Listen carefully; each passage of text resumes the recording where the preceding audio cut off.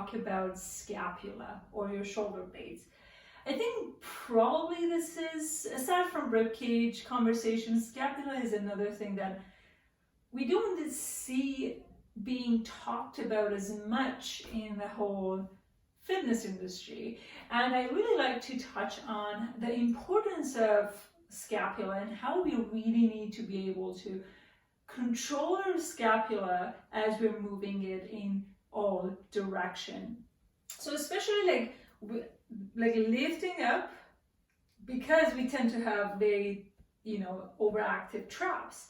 So lifting up our scapulas towards our ears, it's a negative, it's a no, right? And we see constantly, we're heard that we need to have our shoulders back, which also cause that flare up the rib cage, and this is not something that you want to do. And a lot of people, in order to create these fixes, they start introducing movement patterns that can actually cause more damage than good. So in today's movement, I'm going to show 3 movements that really allows you to find that control on your scapula and being able to move your scapula a lot better. That can contribute to your overall posture and overall strength.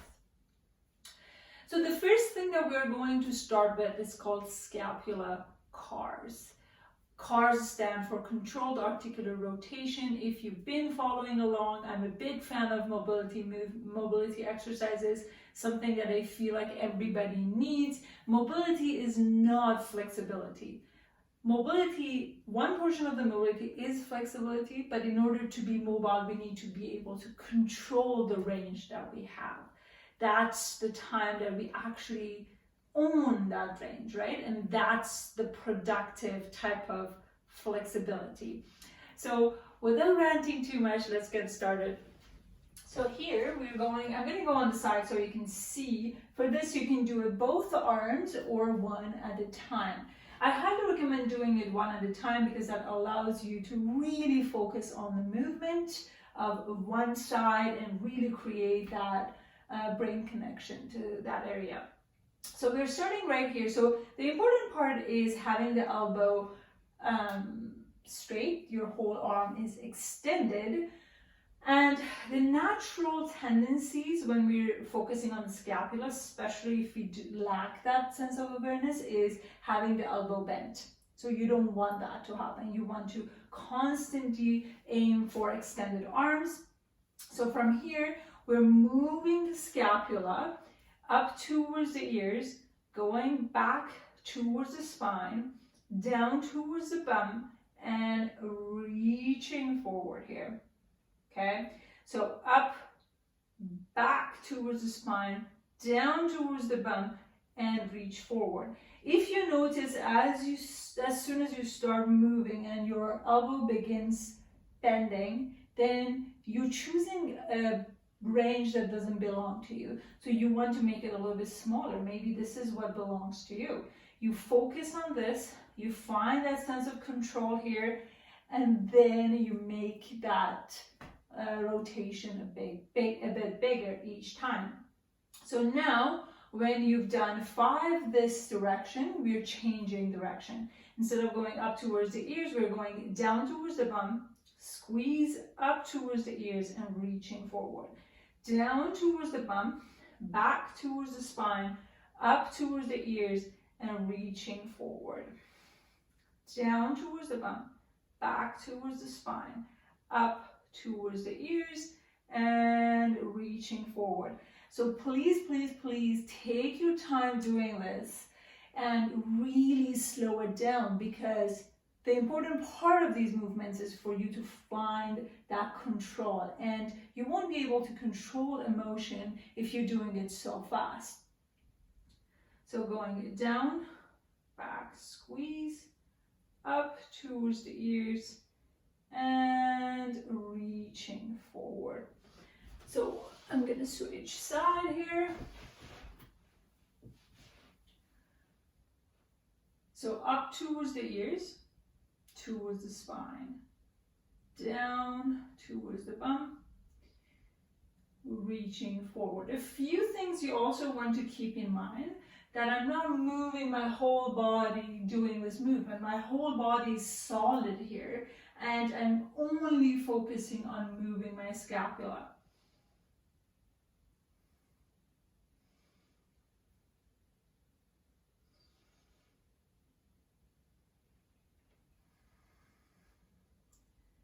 Take your time.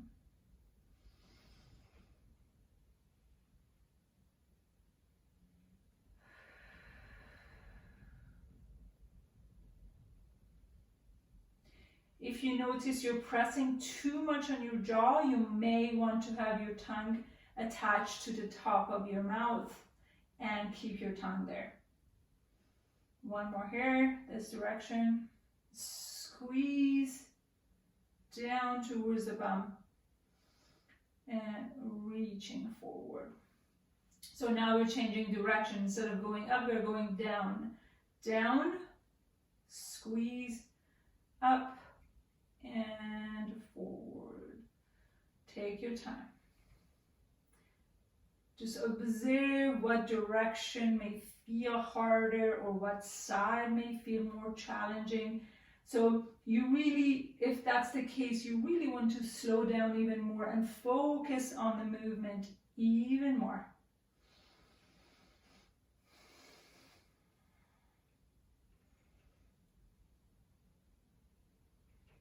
So make sure that your neck is not moving, it's not following along.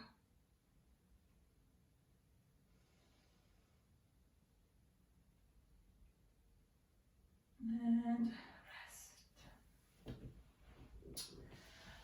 So for the next movement, you could use a block to help you. And we're going to really focus on scapula protraction, meaning moving our scapula away from one another. So you're going on a tabletop position here and have one of your hands on the block. So this is your starting position. So I'm going to show from that direction as well so you can see. I'm dropping in and pressing away using this hand, going as high up as possible and letting that hand meet the other hand here. So I'm really controlling the scapular protraction. And coming down, dropping in, pressing away, lifting up, putting all of my weight here. Remember, if you have hyper flexible joints, so you may go for hyperextension of the elbow, so you don't want that. Your elbow is straight, but there is a slight softness into it. At least if you have hyperextended joints and you know that. So you don't want to be hyperextended here. You want to be extended. So lifting up.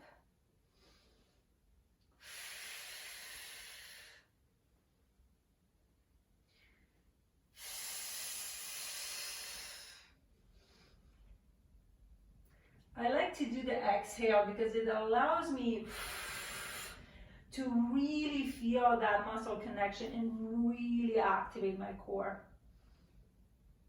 And then now on this one, I'm going to switch to this direction so we can see. So dropping the chest first and then pressing away, moving the scapulas far from one another. Control, moving this.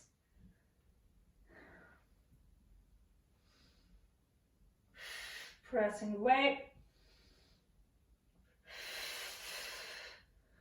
You want to make sure that your chin is tucked in and the neck is extended as well. Down and up.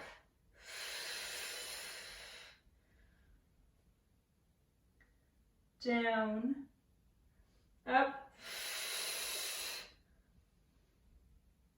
down, and up. Down and up.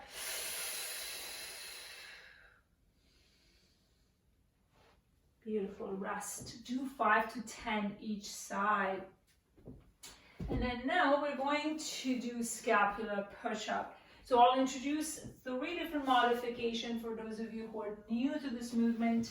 So you can start with a tabletop position here, dropping the chest down and pressing away. That'd be one version of it. And the movement happens mainly from the upper body. I'm not going like this, right? So I'm really allowing the upper body to move only.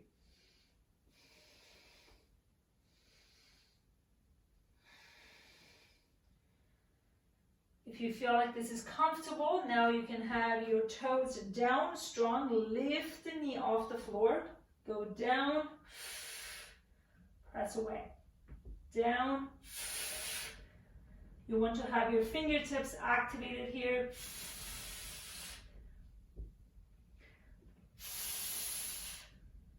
And down.